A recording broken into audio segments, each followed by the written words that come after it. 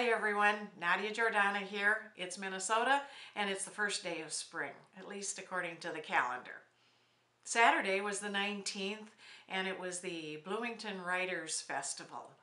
I had a great time there and had the opportunity to catch a couple of writers as they were reading from their recent book releases. Let's watch and catch part of that. Later on, my mother became a very serious alcoholic. My father was an officer in the United States Air Force, and so it was kept hush-hush, and we didn't talk about my mother's problem much at all. There was a time when my sister and I would kind of joke about the things that happened in our household as being like a military battle. My parents would have arguments, and I've written a little short thing in military language, so for those of you that are not familiar with the military, listen carefully. My sister and I made this up as we went along thinking about how our parents' fights appeared.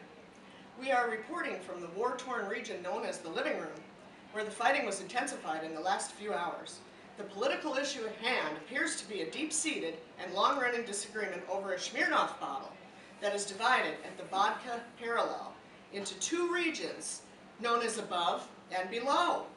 Fighting erupted quickly between the father field forces and the mother mobile militia over the unauthorized relocation of the rubber band, which is believed to have been placed in a strategic location by the father faction to indicate an acceptable level of consumption of the contents therein. Sources here say that the father was on a routine reconnaissance mission undertaken to obtain, by visual observation or other detection methods, information about the activities of the mother, to secure data concerning the geographic characteristics of said rubber band upon the surface of the Smirnoff vodka bottle. Visual observation led the father to the realization that the rubber band had presumably been moved by the mother, casting doubt as to whether or not the mother had consumed more than the amount of Smirnoff vodka agreed upon, thereby violating the terms of the last of several sober treaties.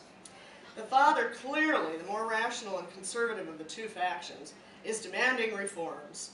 The question then becomes, was this simply human error, or is it truly the unauthorized action of a subordinate?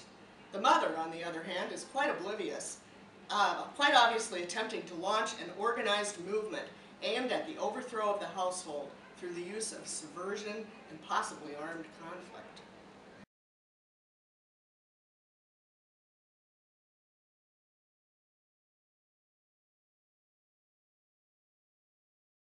One morning, in the midst of the normal rush, the baby fell over and bumped her head. Paul said, "Mark pushed her."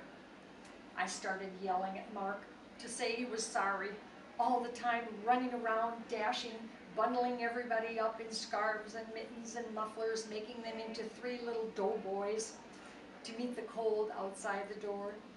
I repeated again and again, say it, go on, say it. Aren't you sorry you hurt your little sister? How cruel I was.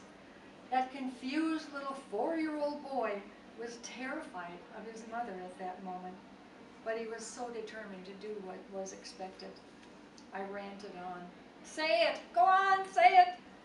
Finally, just as we were ready to pile in the car, Mark looked up at me with fear-widened eyes, hoping against hope that he was doing the right thing. And he said in a tiny voice, "It." When I realized what he tried to do and what he was really trying to say, all the anger and the hurt and the exasperation of months of fear and anxiety came pouring out in my tears and laughter and theirs. We never went to work that day. We sat on the step and we watched the leaves and we hugged each other. We sang songs and we laughed and we hugged each other some more. And we didn't pray again for Daddy to come home. What the story did was change my life completely. And the reason I'm telling it is that we can change our lives. We can change our lives to do what is right for us, what is right for the ones we care for. And I guess that's a wrap for today. This is Nadia Giordana reminding you to embody your vision. It's easier than you think.